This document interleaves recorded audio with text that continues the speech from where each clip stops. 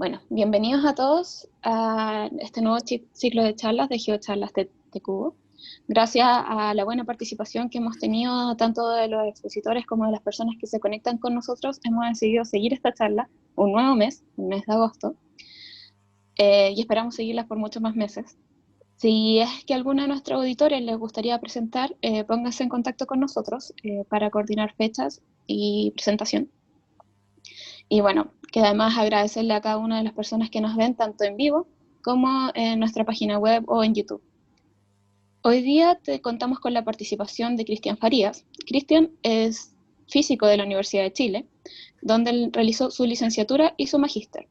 Luego realizó su doctorado en Alemania en la Universidad de Bonn y trabajó como profesor asistente de la Universidad Católica de Temuco, donde actualmente es director del Departamento de Obras Civiles y Geología de la Universidad Católica de Temuco. Bienvenido, Cristian, muchas gracias por presentar hoy día con nosotros. Y bueno, es todo tuyo el público. Muchas gracias por tenerme acá. Sí, quizás dar un detalle de la presentación mía.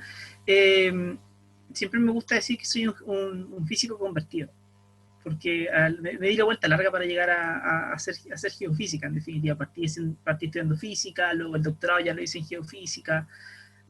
Contrario a como varias veces se hacen las cosas en Chile, que uno parte en el pregrado directamente ya con una línea y después la mantienes y vas explorándola en la medida que vas avanzando.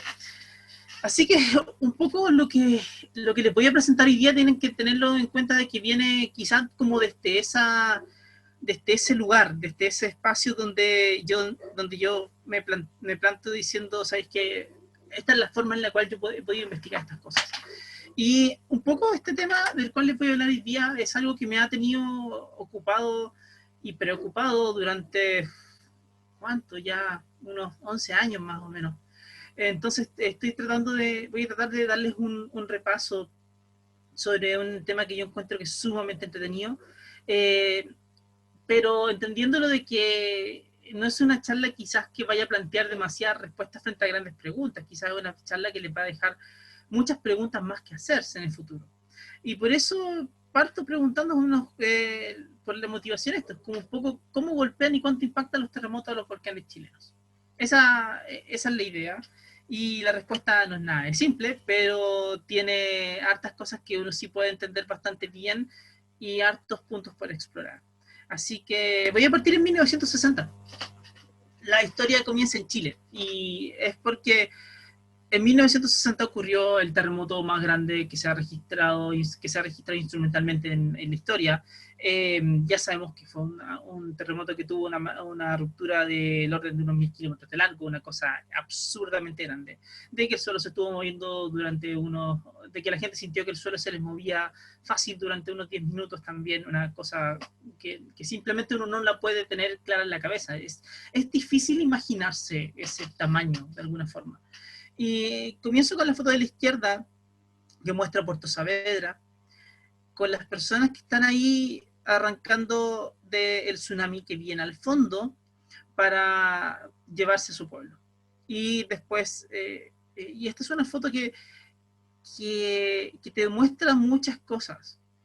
Por un lado, estamos hablando de 1960, no es que tengas un sistema de alerta temprana en 1960, por tanto, la forma en la cual la gente se va y huye es simplemente basado en su experiencia y en la experiencia de los abuelos, donde el conocimiento del territorio, ese saber del territorio es súper importante. Y ellos pudieron arrancar, pudieron salir de ahí y después vieron cómo ese tsunami que venía y se llevaba a su pueblo, y de hecho la siguiente foto entiendo que es de la mañana siguiente, que muestra todo absolutamente inundado.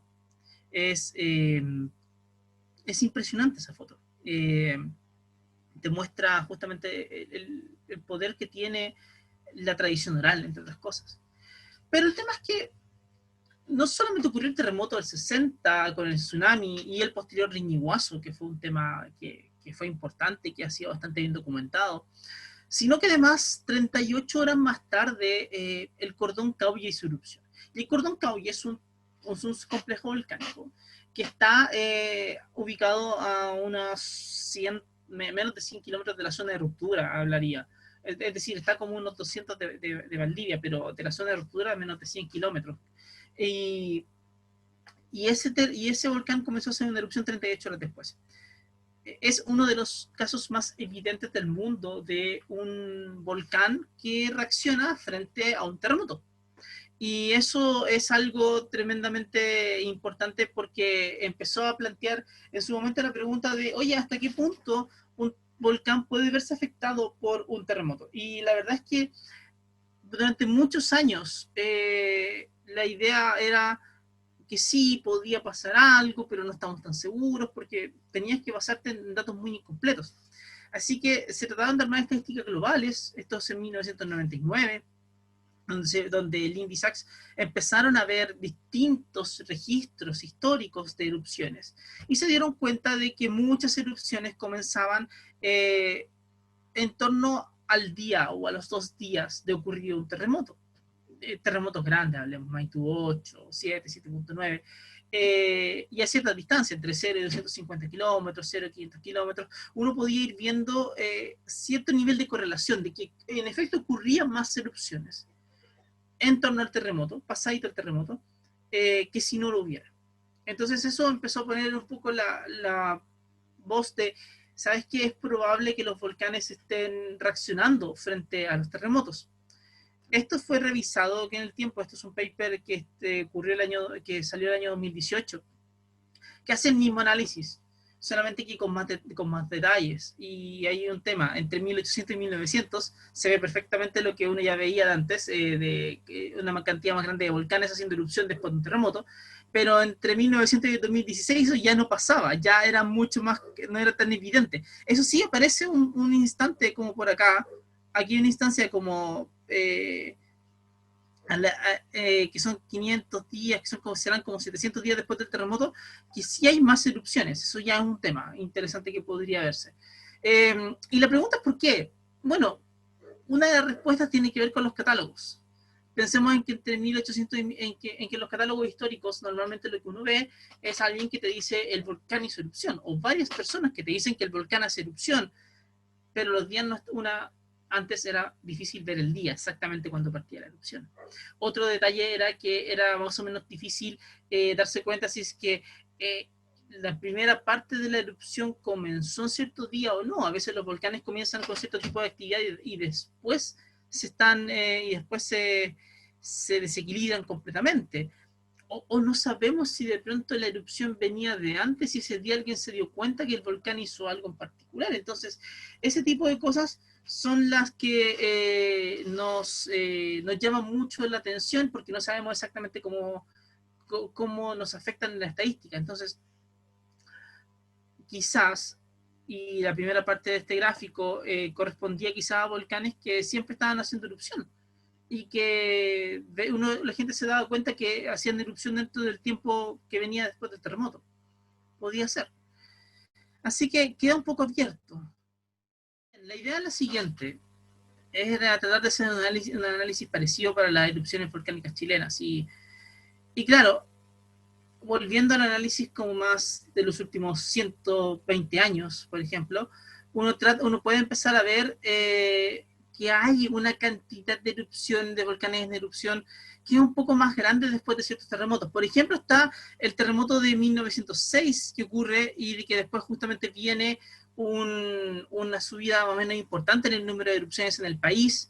Y en torno al terremoto de 1960 uno puede ver que hay una subida de erupciones antes y después del terremoto, pero justamente en el año que ocurre. Y esto también se ve un poco después de otros cuantos terremotos. Está el de 1928, el de 1914, que parecen ser seguidos por un aumento en la actividad volcánica. Si uno tratara de hacer algún tipo de análisis temporal, por ejemplo, correr una correlación cruzada entre estos, lo que uno se va a encontrar es con que en efecto hay más erupciones en torno al año o 2 años después del terremoto, de lo que tú esperarías si es que no hubiera ningún tipo de correlación. Y esto obviamente está basado fuertemente en lo de 1906 y 1960, esos dos son importantes. También tenemos que entender de que las series temporales que estamos tomando son bastante pequeñas, entonces es una correlación que solamente te da un hint, pero que no te permite tener la idea completa de lo que está pasando, ni de cerca. Y lo otro obviamente es que no necesariamente te implica una causalidad. Pero para explorarlo un poco más, uno se va a esos casos. Por ejemplo, el de 1906, el terremoto de ese año. Si uno echa la mirada a los volcanes que estuvieron en erupción entre 1903 hasta agosto de 1906, tenemos no muchos volcanes. Está justamente está el Maipo, está el Villarrica, y acá este era el Peteroa, si mal no recuerdo, creo. No, este es el Descabezado Grande, que estaban en erupción antes. Y después de eso me aparecen otros cuantos tipos importantes. Me aparece el Nevado de Chillán después, que es bien importante porque eh, el relato de la gente dice de que hubo explosiones más o menos importantes en el mismo día del terremoto de 1906. Y que un poco esas erupciones después llevaron a la creación del cono volcán nuevo. Entonces, eran importantes para el volcán, pero aparte ocurre en el mismo día. Tenemos al Tupungatito arriba, tenemos al Yaima, tenemos al Villarrica, y aquí es donde uno empieza a darse cuenta y claro, aparecen más volcanes, pero de pronto el Yaima es un volcán tremendamente activo.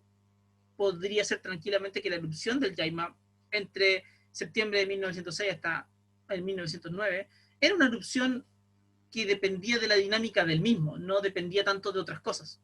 Así que probablemente por ahí podía darse algo que uno quizás no lo tiene tan claro.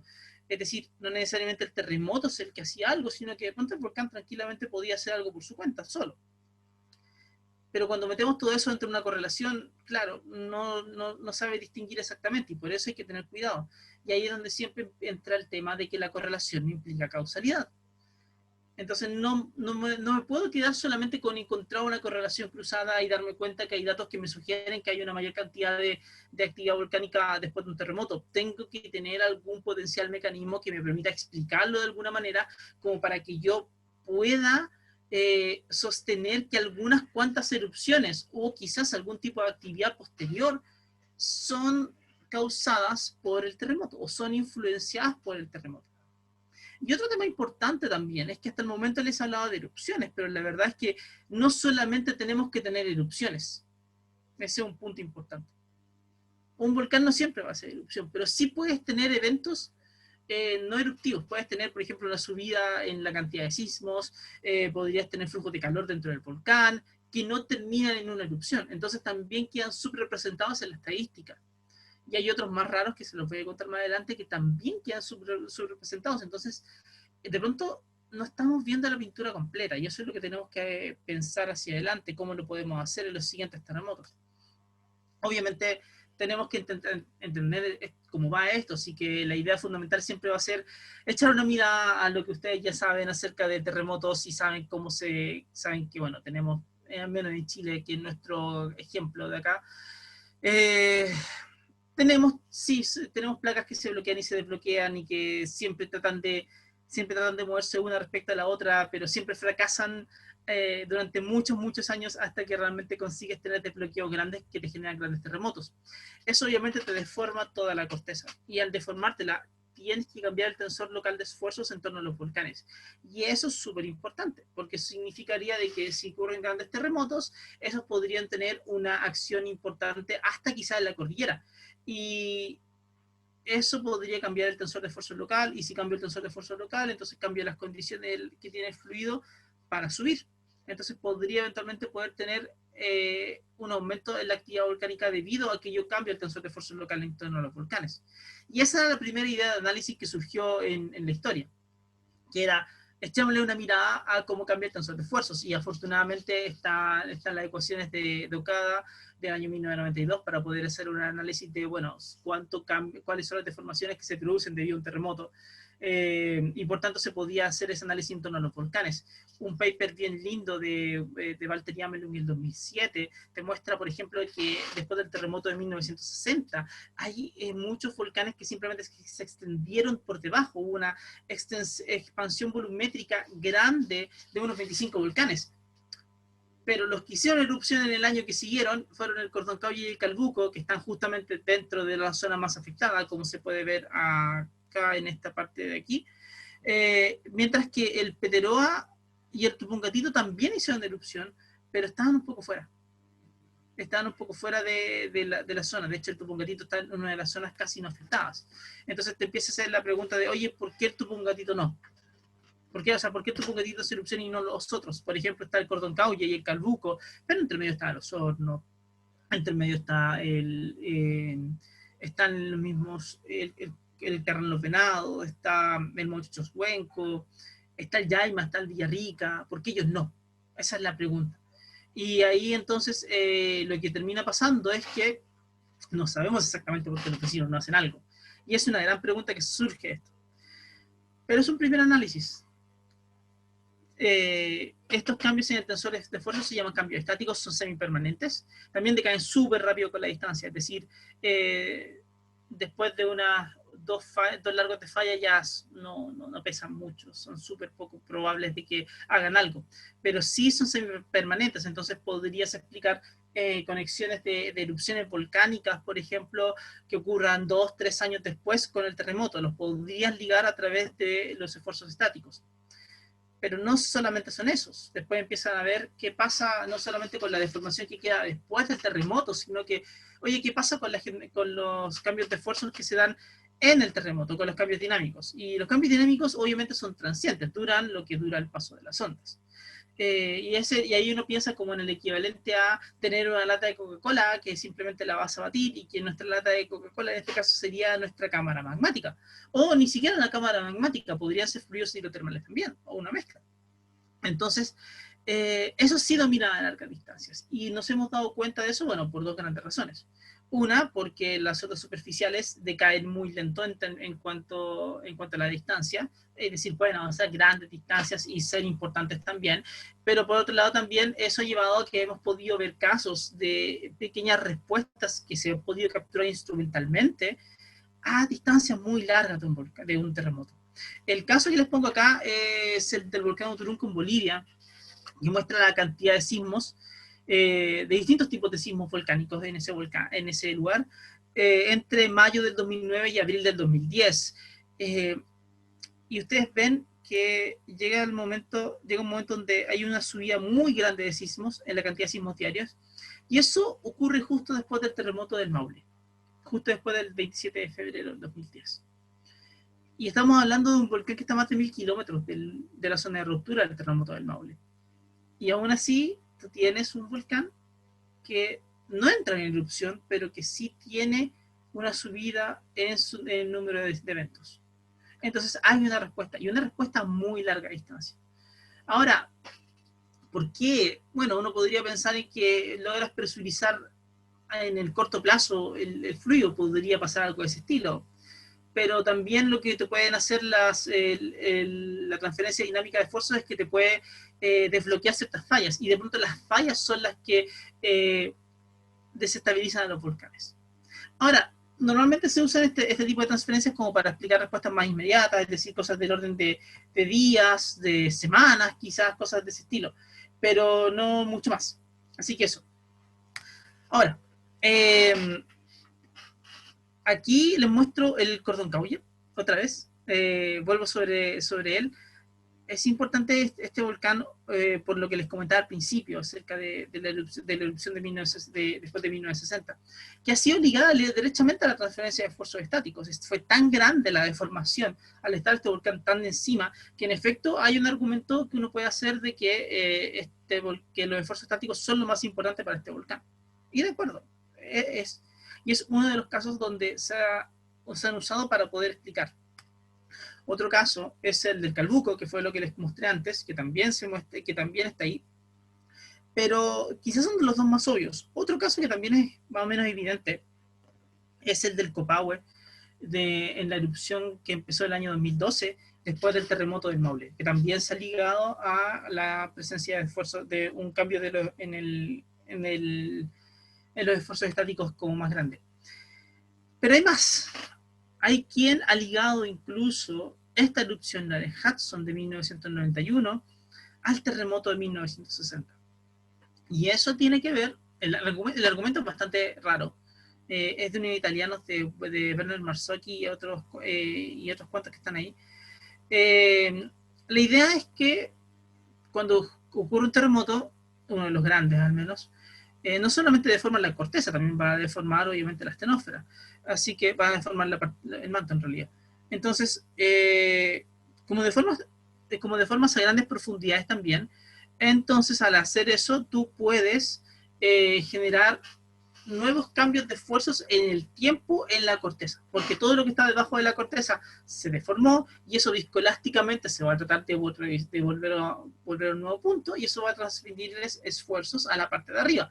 Al cambiar el tensor de fuerza de la parte de arriba tienes un fenómeno retardado de generación de cambio en el tensor de esfuerzos que podría explicarte erupciones después. Y claro, ellos en particular encontraron de que, de que el Hudson sufrió grandes cambios en el tensor de esfuerzo con esta relajación viscoelástica de la que les hablo, pero es difícil ligarlo. Porque aquí empieza la pregunta de, oye, tienes este argumento, pero estamos tan seguros que calculamos bien esto, habría que verlo, está publicado en todo caso, pero hay que chequearlo con más casos para poder estar seguros, para ver cuán robusta es la observación. Y lo segundo también es que el Hudson tranquilamente podría haber hecho erupción como él quería, y aparte el Hudson hizo erupción en 1971 y el cambio no era tan grande en el tensor de esfuerzos debido a la relajación viscoelástica. Entonces, te deja más preguntas que respuestas a ese tipo de análisis, pero sí es algo bien interesante que hay que explorar en el futuro, porque de pronto no nos estamos perdiendo de algo. Y un argumento para poder sostener eso es que si de hecho uno ve, hay un paper de Canadá, creo del año 2012, si mal no recuerdo, o 2008, por ahí, que muestra justamente que hay deformaciones como medias anómalas en la cordillera en el sur, donde donde algunos cuantos volcanes de la zona más al sur, más cercano a los fiordos, por ejemplo, sienten como que todavía los tiran hacia el oeste. Es como si el terremoto del 60 todavía los estuviese tirando después de unos 40, 50, 60 años incluso.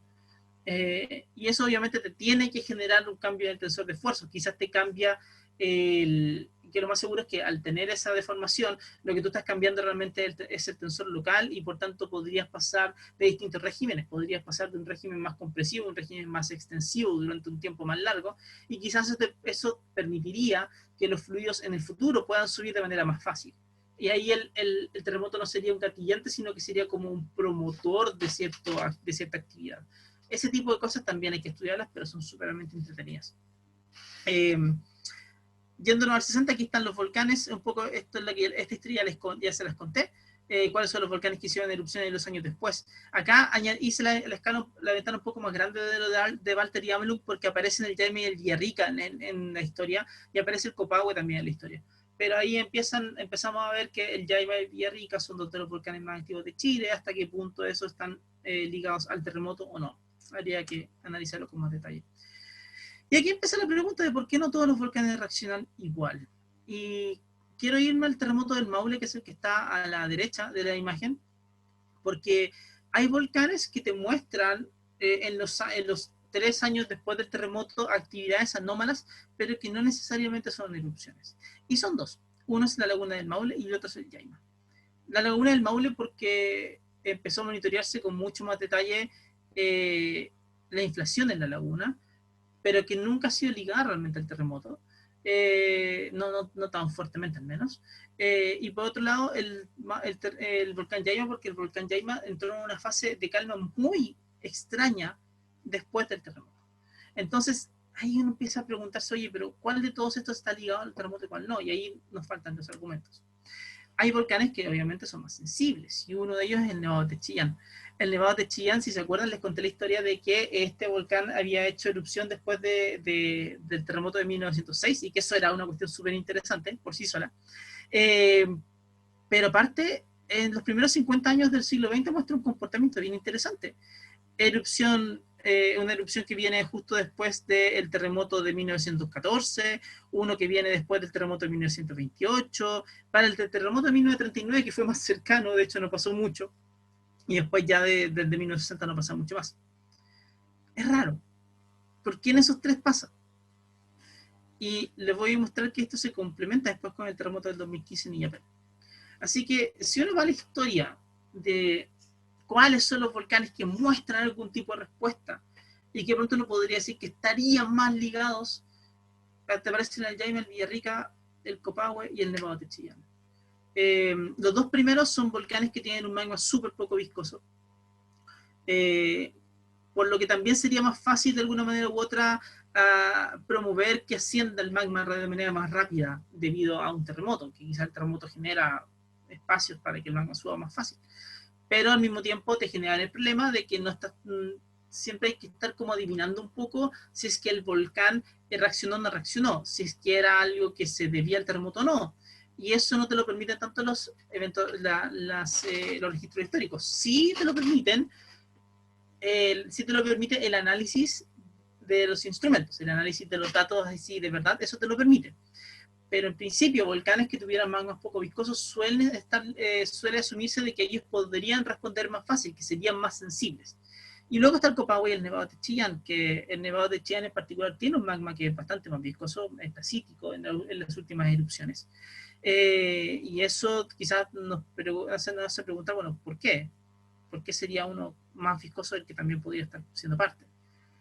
Y el terremoto que nos ayudó mucho a entender gran parte de esto es, de hecho, el terremoto de Illapel, que voy a mostrárselo un poco más adelante. Hay muchos tipos de respuestas, como les comenté, y esta figura se la muestro para que vean que hay harta gente que ha trabajado chequeando cómo podemos entender esto. Hay muchos tipos de respuestas, hay volcanes de barro que hacen erupciones después de terremotos, respuestas magmáticas, licuefacciones, hay cambios en la sismicidad local, en las fallas locales, hay cambios hay cambios visibles en las termas, por ejemplo. Todo eso pasa. Hay cambios, de hecho, en cosas hidrológicas. Por ejemplo, ¿se acuerdan de que después del terremoto del 2010 las 7 tazas se secaron? Porque en efecto se alteró el flujo del agua que teníamos ahí. Y ese tipo de respuestas se dan. Entonces, muchas de ellas dependen de la cantidad de energía que le estés pasando, de la densidad de energía que le puedas pasar por el pasar de las ondas, en definitiva. Y ahí hay un paper súper bonito de Wang y Manga del 2010 que, si lo quieren ver, es bien interesante para poder hablar de eso. Y lo último que les quiero comentar como a modo de qué casos podemos tener es el Yaima, antes de entrar al otro.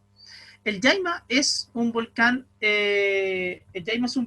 de los más activos de Chile, claramente.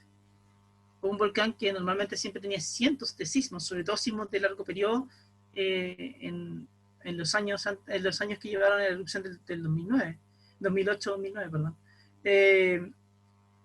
Y en cierta forma era uno de los volcanes que tenía más sismos junto con el Villarrica también. Pero después del terremoto del Maule, la cantidad de sismos que hubo en él bajó a niveles groseramente bajos. Había meses que él mostraba 2 sismos, 3 sismos, una cosa inusitada. Y si bien ahora, en los últimos 2 años, ha vuelto a como tener una, comillas, mayor normalidad, sigue estando bajo en su nivel de energía. Seguimos estando más de 10 años sin tener una erupción del volcán Yaima, lo cual es inusitado para su estadística propia que teníamos antes. Y tenemos un bonito argumento que estuvimos analizando, que estamos preparando un paper sobre él con Luis Franco, para poder ver por qué eso pasó. Y ahí creemos que la transferencia de esfuerzos estáticos logró que el magma, en vez de poder encontrar que era más fácil subir, encontró que era más fácil quedarse en una zona más profunda, guardado. Y ahí eso te plantea de que el terremoto entonces pudo haber ayudado a que el volcán se calmara después.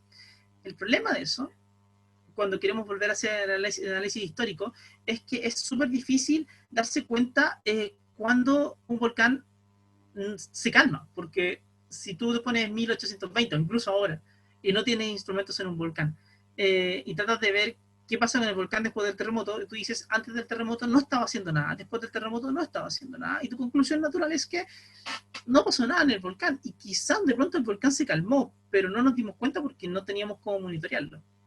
Y ahí nos perdimos un poco la interacción. Entonces seguramente este tipo de respuestas están súper representadas en la estadística global. Otra idea que podría ayudar a entender cosas como esta, por ejemplo, sería la resonancia que producen las ondas de muy baja frecuencia que se generan en los terremotos grandes con los volcanes y con los edificios volcánicos. Y la idea es que, dependiendo de cómo lleguen las ondas, tú podrías tener resonancias que ayuden a que el fluido suba y otras resonancias que ayuden a que el fluido se mueva a partes laterales o bajas. Entonces podrías ayudar a activar volcanes o a calmar volcanes. Y esto es un paper del 2018 con Namiki y muchos otros, junto a Thomas Walter allá en el GFZ, que lo hicieron a partir de experimentos análogos. Así que bien interesante lo que pasó ahí. Bueno, eso es un poco lo que sabemos ahora, y les puedo presentar una idea que se las dejo acá porque los voy a volver sobre eso con el terremoto de Illapel. Y es que de pronto la incidencia de la forma en que inciden las ondas respecto a una falla podría ser súper importante, porque quizás lo que pasa es que si tú consigues que un terremoto active una falla, es decir, que los movimientos que te generan las ondas del terremoto sean suficientes como para poder potenciar el desplazamiento de una falla, entonces eso implicaría de que se rompe el contacto entre muros, y eso de inmediato aumenta la permeabilidad, y podrías obtener un comportamiento como a mediano plazo, a partir de una perturbación que es súper de corto plazo. Y eso es algo que estamos investigando. De hecho, para allá voy. Chile es un lugar que se lo voy a presentar acá con el terremoto de Illapel, que nos puede contar mucho en esa dirección. Acá están las alertas de distintos volcanes de la zona central y centro-sur del país,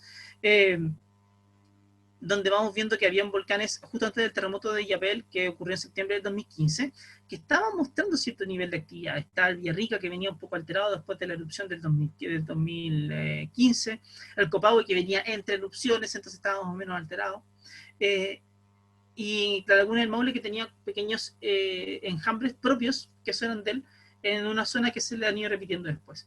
Y después del terremoto del 2015 vemos que en efecto el Nevado de Chillán entra en alerta amarilla porque empezó a hacer su erupción. El Planchón Penteroa entró en un nuevo ciclo eruptivo, pero ese probablemente no está tan ligado al terremoto de Illapel. Y la Laguna del Maule siguió también en lo suyo. Y el Villarrica se calmó un poco después. De hecho, pasamos de tener como amarillas a algo más verde después.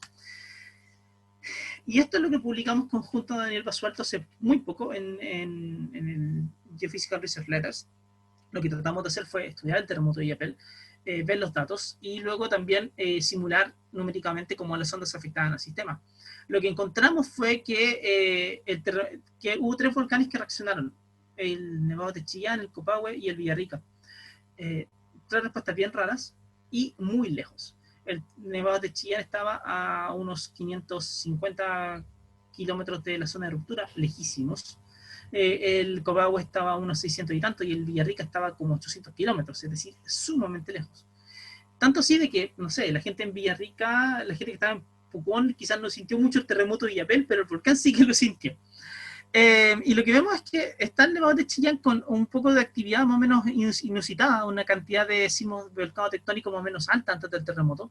Viene el terremoto acá, en esta línea que está en esta zona, y luego de inmediato tenemos un aumento en una cosa que se llama SISAM, que para los que no saben, en simple te permite ver cómo la actividad de fluidos, se refleja en tu sismicidad. Y ahí es donde lo que vemos es un subidón en la actividad de fluidos del Nevado de Chillán justo después del terremoto, inmediato. Y lo que vemos es que te aparecen frecuencias como grandes, altas en el SAM, que te muestran justamente toda esta actividad de fluidos que no estaba antes, y se mantiene, hasta que ya después este volcán se termina de desequilibrar y empieza una erupción nueva, ya cuando estamos aquí en este momento en esta barra gris, en esta zona gris que está acá. Entonces, el Nevado de Chillán como que se desequilibra mucho después del terremoto de Illapel, y después ese desequilibrio simplemente no se puede contrarrestar y termina en una erupción. Ahí el terremoto de Illapel lo que habría ayudado a hacer es a promover una erupción del Nevado de Chillán, que seguramente iba a ocurrir, pero que el terremoto se encargó de hacerlo más rápido. El Copahue es súper interesante. También venía con una cantidad de sismos, sobre todo de LPs, que están ligados a la dinámica de fluidos del volcán, que era superior a lo que se estaba viendo. Y después del terremoto, aquí viene una subida muy grande de sismos tipo volcanes tectónicos que en realidad obedecen a que ocurrieron en una zona, porque es un enjambre. Tuvimos un enjambre de sismos volcanes tectónicos en una zona que normalmente se ha entendido de que podría estar ligada al ascenso del magma. Y después de ese enjambre, te viene la erupción y empieza una secuencia de erupciones, un nuevo ciclo eruptivo que ha durado bastante tiempo. Duró bastante tiempo, paró, duró de nuevo, paró, así. Estos son datos de Loftas, por cierto, porque ellos fueron los que nos... bueno, cuando Daniel estaba trabajando ahí, empezó este trabajo en colaboración y la verdad es que ha sido una cosa bastante bonita de llevar a cabo. Otro caso es el Villarrica. Acá les estoy mostrando dos. Una cosa que es el Razam, que tiene que ver con... a ver, en simple tendría que ver con la amplitud de las ondas que se van generando, por tanto tiene que ver un poco con la cantidad de energía sísmica que tú estás liberando debido a las señales que tienes. El Villarrica tiene muchas, tiene el Tremor que está de fondo, tiene los LPs y tiene BTs también dando vueltas. Y entonces lo que vemos es que el volcán Villarrica en realidad no venía con energías sísmicas tan altas antes, pero después del terremoto de inmediato hay una subida muy importante en la energía sísmica que se está liberando. Pero por otro lado, el Villarrica acá está en la línea de GPS que te muestra si se está inflando, se está desinflando el volcán. Mostraba que después de la erupción de marzo del 2015, el volcán entró en un proceso de inflación, lo que significaba que tenías un fluido que estaba queriendo subir, un magma que estaba queriendo ascender, y que ese proceso se calmó un poco unas 2 semanas antes del terremoto, pero después del terremoto lo que pasa es que viene una bajada de esto y se produce una deflación, es decir, el volcán se estaba inflando y después se desinfla un poco y entra en un nuevo periodo de estabilidad. Es decir, hay una respuesta inmediata en que después del terremoto probablemente los fluidos fueron afectados y que hay un movimiento de fluidos interesante justo después de él. Pero luego los fluidos que estaban abajo probablemente migraban a otros lugares y el volcán, en vez de continuar con un proceso que estaba levemente estable, pero que venía de una inflación, después se desinfla y se termina de estabilizar durante un tiempo más. Eso es súper interesante, porque ocurrió a 800 kilómetros y el volcán fue sumamente sensible frente a eso. Corrimos simulaciones numéricas, nos dimos cuenta en realidad de que se los presento, les puedo pasar el paper después, pero se los presento más que nada para mostrarles que lo que hicimos fue analizar las fallas. Vimos si es que podíamos encontrar distintas aperturas en las fallas. Y lo que hicimos fue que en efecto, lo que vimos fue que en efecto se generaban pequeñas aperturas. Fallas que antes estaban bloqueadas, de pronto podían encontrarse que ahora era más fácil hacer esto, o hacer esto, o una mezcla de ambas. Y generar pequeñas instancias de transtensión en algunas cuantas fallas, que permitían a la larga que el fluido encontrara que era más fácil subir, porque al moverlas cambiamos la permeabilidad, aumentamos la permeabilidad y el fluido dijo, por acá puedo subir, acá me puedo mover, y eso nos permitía explicar la respuesta inmediata de los volcanes. Ahora bien, la respuesta más a largo plazo depende de si ese movimiento te ayuda a tener una estabilidad o una inestabilidad. En el caso del Nevado de Chillán y en el caso del Copahue, sobre todo, que fue más evidente, claramente esto llevó a desestabilizar los volcanes. Pero en el caso del Villarrica, como les mostré antes, este movimiento de fluidos, que de hecho no era tan grande como los anteriores, ayudó a que esto se calmara un poco. Y eso llamó mucho la atención de los referidos, les gustó harto, y por eso también pudimos publicarlo. Creemos que en el caso de Villarrica seguramente pasó algo de que o las fallas ayudaron a movilizar el fluido hacia zonas más profundas, o pasó eso junto a a que las ondas de baja frecuencia, que eran las que más se registraron ahí en ese volcán, ayudaron a que la resonancia que se generaban con el volcán pudieron hacer que el fluido se moviera hacia partes más bajas. Eso también podría haber pasado, pero como sea, es una respuesta de 3 volcanes al mismo terremoto, 3 respuestas bien distintas, con escalas de tiempo distintas, y que ocurren muy lejos. Eso cambia hartos paradigmas, nos puede ayudar a entender que los volcanes en realidad son muchísimo más sensibles de lo que nosotros tenemos, pero mucho más sensibles. Y les dejo, como ya para ir cerrando, es que hay que analizar el terremoto de Iquique. De hecho, eso es algo de lo que tenemos que hacer ahora, y es porque ningún volcán hizo erupción después del terremoto de Iquique, y fue un terremoto de magnitud 8.1, pero sí hubo enjambres en distintos volcanes, y entender cómo se generan esos enjambres es súper relevante, porque a través de eso, si nosotros entendemos qué altera un volcán, nosotros podríamos entender entonces cómo un volcán después se puede desequilibrar. Y los terremotos nos dan esta posibilidad de entender eso. Y obviamente esto también tiene que ver con que en el futuro podemos tomar las simulaciones numéricas que hacemos de las ondas, cómo van llegando y de las deformaciones que se generan para poder simular potenciales escenarios de terremotos que se podrían generar y ver cuáles son los volcanes que de pronto habría que echarles más el ojo hacia el futuro en caso de que viniera un terremoto. Por ejemplo, si viene el terremoto de Valparaíso que estamos esperando, ¿qué va a pasar con los volcanes? Es una gran pregunta que tenemos que hacernos. Y eso es un tema que tenemos que estudiar. Así que en definitiva, para ir cerrando, esta es una historia de un volcán que obviamente recibe un golpe, no da lo mismo que un golpe, no da lo mismo si es un terremoto pequeño, uno mediano o uno realmente grande. No da lo mismo dónde te golpean, si es de cerca o de lejos, para nada. Pero no solamente es tan simple como magnitud y distancia, sino que también es importante cómo te golpean y dónde te golpean. Y ahí lo que nosotros hemos planteado con Daniel y en mis investigaciones anteriores también con las simulaciones numéricas, lo que he ido planteando es que la idea sería que si tú eres capaz de desestabilizar una falla, con eso ya eres capaz de, entonces de ayudar a desestabilizar el volcán después, porque generaría una especie de efecto dominó, desestabilizar la falla y luego la falla desestabiliza el resto. Así que obviamente no da lo mismo la sensibilidad, claro, no da lo mismo la sensibilidad, tienes que tener un volcán que también esté dispuesto a que tú le puedas hacer algo. Y ahí si alguien jugó Mortal Kombat 2, se acordarán que pegarle a Shao Kahn no le quitaba nada, mientras que Scorpion sí. Y obviamente no da lo mismo como llegue el golpe. Así que la cosa es que es complejo, pero ahí estamos avanzando un montón en el tema. Es algo donde tú juntas distintos saberes. Hay harta geología, hay mucha geofísica, hay harta física también. Y donde ocupar simulaciones numéricas es súper importante para poder hacer un análisis. Así que eso es lo que les quería contar. Muchas gracias por el tiempo y eso. Muchas gracias.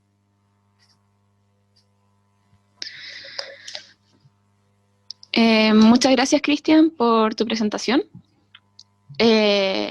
Bueno, queremos disculparlos con todas las personas que nos están escuchando ahora por el pequeño inconveniente que tuvimos. Entendemos que de repente uno no sabe que efectivamente cuando uno dibuja en la pantalla se ven todas las pantallas y nosotros como moderadores lamentablemente no podemos manejar este tema en particular.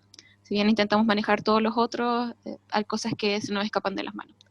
Así que una disculpa de todo el equipo, a Cristian y a las personas que nos están escuchando hoy en día. Y no te preocupes que esto no quedará grabado. Vamos a editar el video, obviamente, antes de subirlo a nuestra red social. Sí, no hay problema. Sí, no se preocupe por eso. Okay. Bueno, y como les mencionaba, todas las preguntas serán recibidas en el chat. Ya tenemos una pregunta de Francisco Delgado. Nos dice, bueno, Francisco, te agradece la charla y te da 3 preguntas. ¿Te leo las 3 o una a una? Dale las 3, Francisco, me va a disparar directo, así dale nomás. Ah, ya, ok, perfecto. ¿Cuál es tu opinión? ¿Cuál es en tu opinión el mecanismo dominante para gatillar una erupción? ¿Estrés dinámico o estrés estático? ¿O es caso a caso? La otra pregunta es, si la relación es más bien caso a caso y a veces ambigua, ¿cómo ves a futuro que se puede avanzar en este tema? Y la tercera pregunta es una pregunta no científica. El acceso a datos sismológicos de volcanes chilenos es muy difícil y eso se nota que hay por eso se nota que hay muy pocas publicaciones del tema. Si es que te compete, ¿cómo ves que pueda mejorar esto a futuro considerando que la sismología es el método más usado para el monitoreo de volcanes? Ya, a ver. Bueno, primero que todo, gracias Francisco por las preguntas. Pensé que me iba a preguntar algo de cordón cauya, así que la dejamos ahí. Bien. La primera era cuál dominaba. Depende un poco de la distancia. Si a corta distancia siempre va a tener que ser el estrés estático, a largas va a tener que ser el estrés dinámico.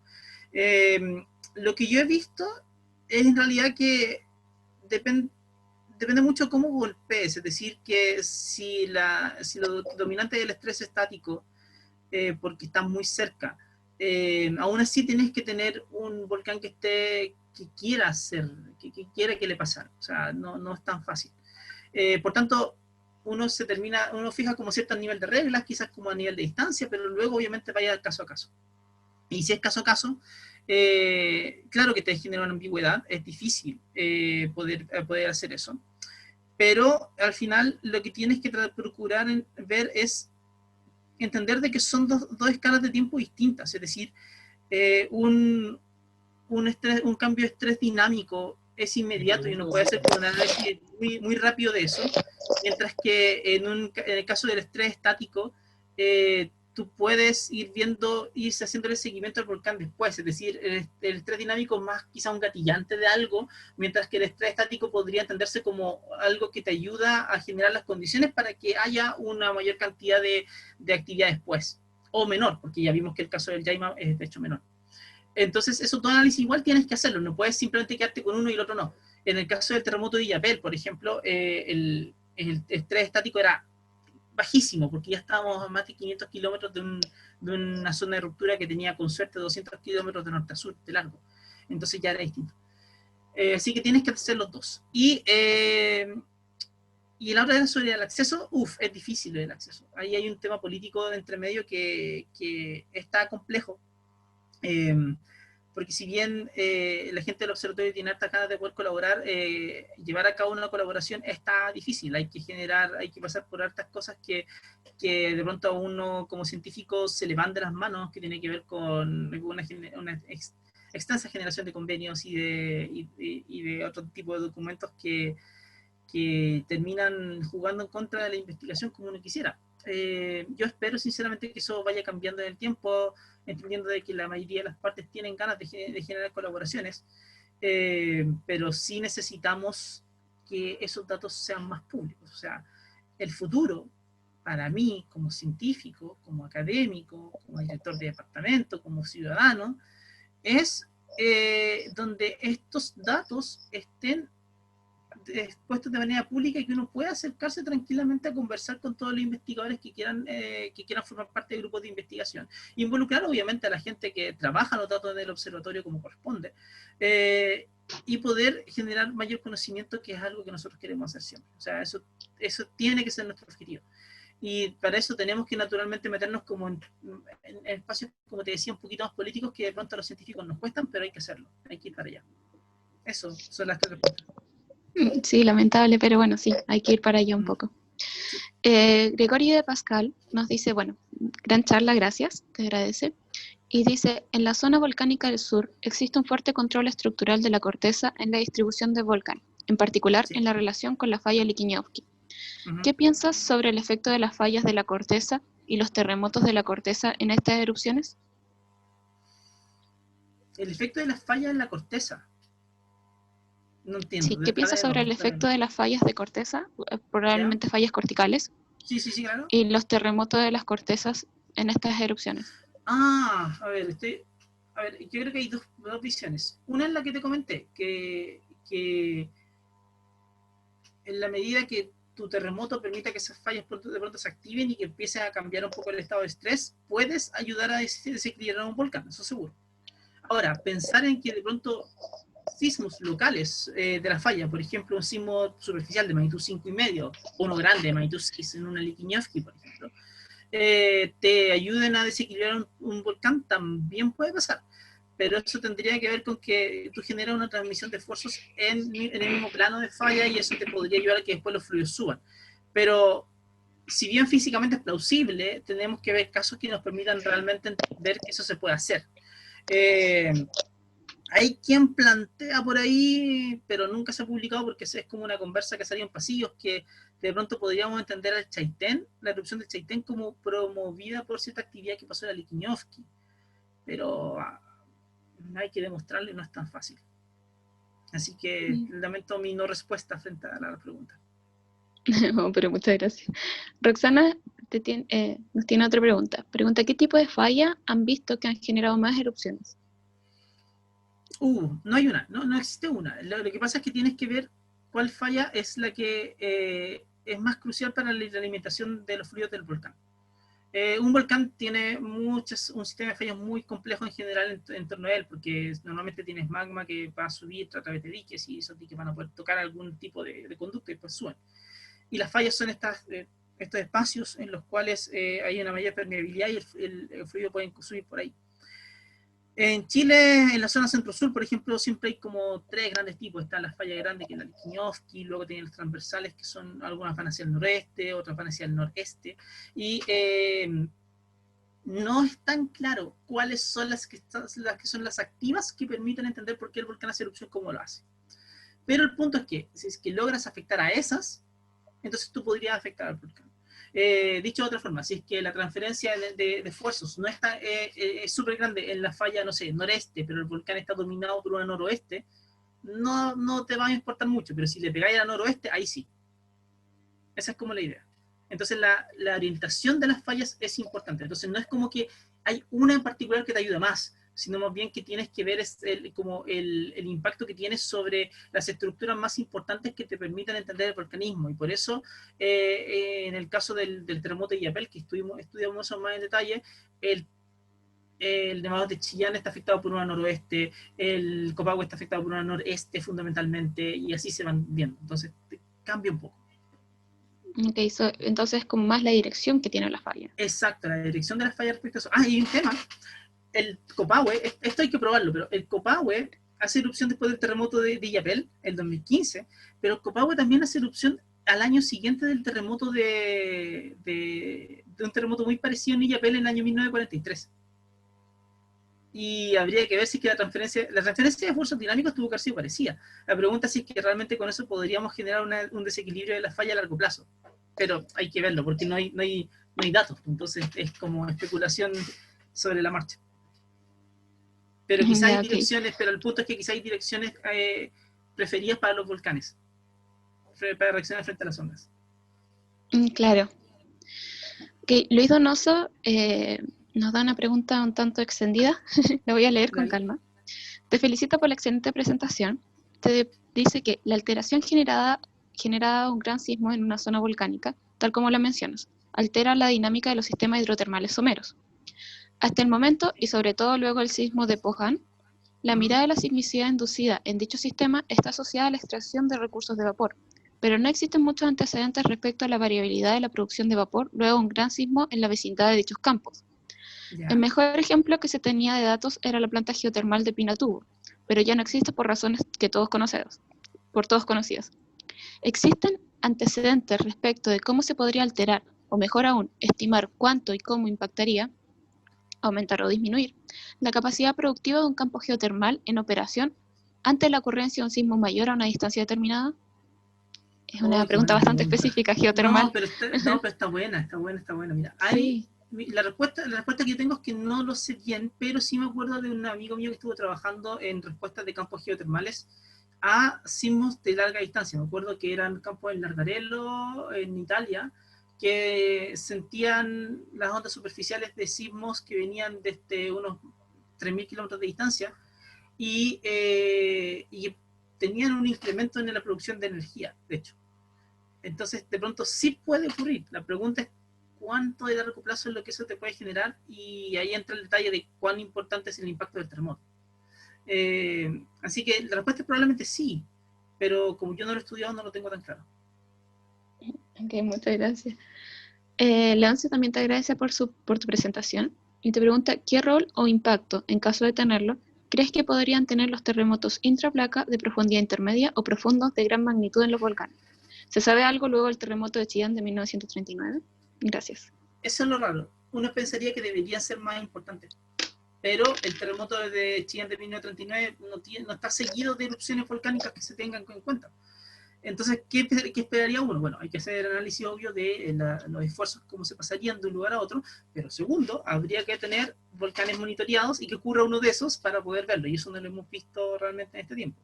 No uno grande, a eso voy. Entonces, claro. En principio sí puedes, obviamente, si hay una transferencia de esfuerzo tiene que poderse, pero tendríamos que tener un buen caso de estudio para poder poner a prueba la idea. Y no lo tenemos acá. Sí, claro, ese es el problema. Bueno, Joaquín Vázquez, te agradezco por la charla nuevamente, encuentro que fue buena e interesante. Te consulta si solamente terremotos megatrust producen estas perturbaciones en actividad volcánica, O también se ha podido detectar en eventos sísmico-corticales muy cercanos al volcán, como en el caso del planchón Peteroa en 2004, Ah, de magnitud sí. 6,5, o en Laguna del Mm. Maule del 2012 de magnitud Sí, 6, sí, sí, sí, sí, etc. sí, sí, sí, eso. Sí. Gracias por acordarme de ese. Gracias por acordarme de ese. Eh,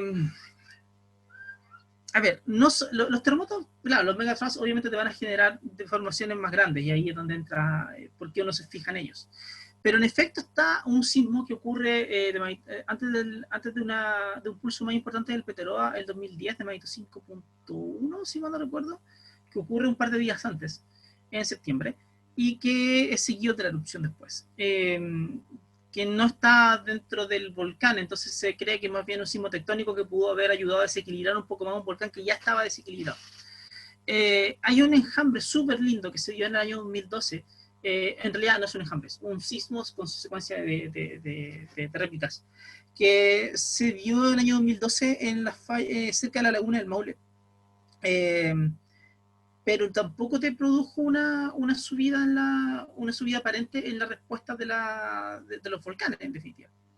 Pero sí se ha ligado eso a la acción del terremoto. Entonces, en principio, físicamente hablando, claro, tú puedes tener un sismo de magnitud 6 a una profundidad de 10 kilómetros, por ejemplo, o 6 kilómetros.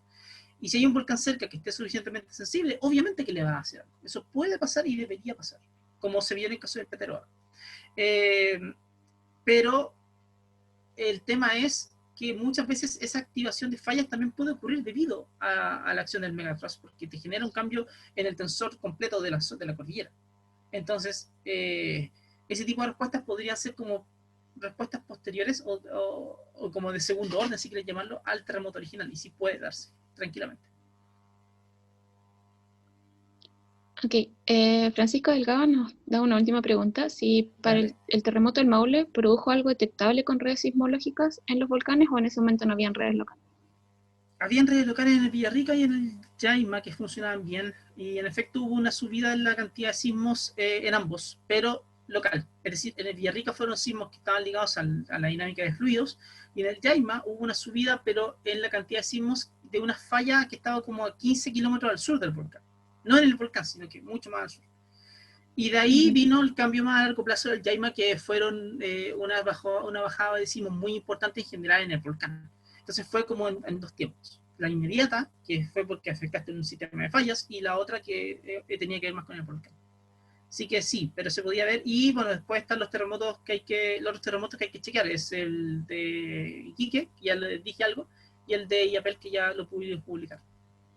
Ah, Ya. y hay una subida del Lanín a alerta amarilla después del terremoto de Quillón, que también hay que estudiarla. Ok. Nicolás Vera te agradece por la presentación y te pregunta si la orientación de las estructuras que controlan los sistemas volcánicos es relevante para la transmisión dinámica o transiente de fuerzas. Sí, literal, esa es mi respuesta, Sí, sí. Es sí, ok. importante, es importante. Porque la onda no te llega de la misma forma. Hay un paper que saqué el año 2017, donde hay hartas simulaciones de ondas que llegan a distintas estructuras orientadas de manera distinta, donde uno se puede dar cuenta que la transferencia de fuerzas es más importante con cierta orientación preferente de la falla respecto al terremoto, y otras donde la falla tiende a inhibir el efecto del terremoto dentro de ella misma, por su orientación. Así que les puedo dejar ese paper después para poder verlo. Pero sí, la respuesta es sí. Ok. Vamos a ir con las últimas dos preguntas. Lo siento por el resto porque se nos está haciendo tarde, así que vamos con la Sí, yo pregunta tengo de que correr. Silvana, Dale. sí, de Silvana Spagnoto, y nos pregunta si tú crees que el Copahue, los cambios estáticos de los esfuerzos de Coulomb son responsables del cambio, pero bastante tiempo después. Ella se refiere al sismo de 2010 del Maule. Sí, Te pregunta con la esto, erupción de 2012. sí, ¿Mm? te pregunta esto porque los valores son bastante bajos. Sí, son bien bajos. A ver, aquí hay un tema bien importante. Hay dos trabajos que ligan a la erupción del Copahue al terremoto. Eh, es importante no entender de que uno está presurizando el volcán, porque si uno se pusiera a ver la, el estrés que tiene un volcán antes, por solamente la carga en sigma 3 en definitiva, perdón, no en sigma 3, en sigma ZZ. Si uno se pone a ver derechamente la carga de peso, la presión litostática que debería sentir una cámara magmática súper alta y del orden de varios de varios cientos de megapascales, gigapascales en varios lugares. Y claro, que tú tengas una perturbación del orden de un bar no le hace absolutamente nada a eso, claro.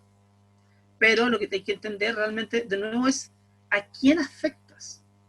Entonces, el punto va en que, porque yo insisto en que las fallas son relevantes, porque no es tanto que tú logres generar pequeñas aperturas de las fallas, sino que logras generar cambios en la permeabilidad. Y lo que se ha visto en experimentos posteriores es que incluso pequeñas aperturas de falla logran generar cambios de muchos órdenes de magnitud en la permeabilidad. Entonces lo que cambias es, digamos, el mapa de cañerías del volcán. Los fluidos, sobre todo los hidrotermales, encuentran que es más fácil irse por un lugar.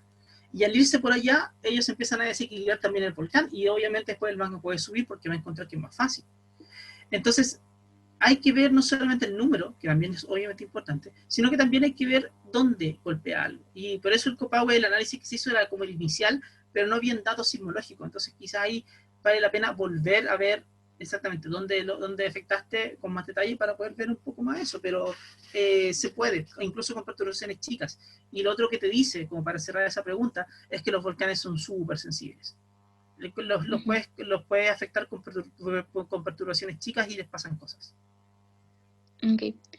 Nicolás Vera nos pregunta, ¿qué se sabe de erupciones volcánicas que se han producido previo a grandes terremotos? ¿Es posible que se vea una acumulación de esfuerzos? Esto está difícil, no, es complejo. Es Lo que pasa complejo. es que ahí es complejo porque normalmente la perturbación que te genera de esfuerzo es una erupción volcánica chica, o sea, no es comparable con un terremoto grande, es muy chico en comparación con eso. Entonces es difícil. Ahora, sí se ha visto, quizás como tangencial a esa pregunta, se ha visto que hay erupciones que se dan en algunos cuantos lugares que te pueden afectar la sismicidad de fallas relativamente cercanas. Es decir, sale magma a través del volcán, tiene la erupción y como a 30 kilómetros, 40 kilómetros hay una falla que de pronto empieza a tener más sismicidad porque hay una pequeña transferencia de fuerzas, pero es más local. Entonces no es algo como que se considere tan fácil. Tendríamos que tener más datos, tendríamos que ver si hay algo más y no sé, de buena primera en principio no están así. Okay. Y la última pregunta, realmente cortita, de Javier Reyes, es que te dice que mencionabas que un terremoto podría calmar a un volcán, como es el caso del Jaime. ¿Tienes alguna idea o teoría del tiempo que podría durar dicha calma? Pensando en que ha de ser prolongada, podría afectar el patrón de diferenciación del volcán. Sí, y eso es nuestra complicación con el Jaima. Literal, esa es nuestra complicación, porque no sabemos cuánto se ha enfriado el Jaima en este tiempo. Por ejemplo, ya no tiene fumarola, antes tenía una fumarola súper grande, ahora ya no. Tiene una fumarola mínima ahora. Pero no sabemos exactamente que él está haciendo 10 años de pausa al volcán Jaima, porque tiene que haber magma abajo. Y de hecho hubo estudios después que encontraron zonas de baja velocidad, pero tiene que haber magma abajo y no sabemos bien cómo se está comportando ese. No sabemos bien qué va a pasar cuando después entre un nuevo magma y se encuentre con un magma más frío arriba. Deberíamos tener algo que nos ayude a tener erupciones más potentes de pronto. Y ahí el efecto del terremoto puede ser importante. Entonces la respuesta para él es: estamos esperando que Jaime nos diga un poco qué va a pasar, porque de ahí vamos a aprender muchísimo de lo que va a pasar. Nuestra idea, nuestra hipótesis hasta ahora es que el Jaime podría tener una erupción grande, hablemos como la del 2008, pero no lo sabemos, entonces tenemos que esperar a ver qué pasa. Ya, eso era. Ok, sí, estas son todas las preguntas. Minutos. Sí, muchas gracias por presentarnos y bueno, agradezco a todas las personas que se conectaron con nosotros hoy en día. Recordamos que la próxima semana estaremos en lo mismo día, el mismo jueves, a la misma hora, y tendremos la participación de Silvana desde Argentina, que nos dará una muy buena presentación, así que están todos invitados. Muchas gracias también, Cristian, y espero verte pronto por aquí. Dale, chau.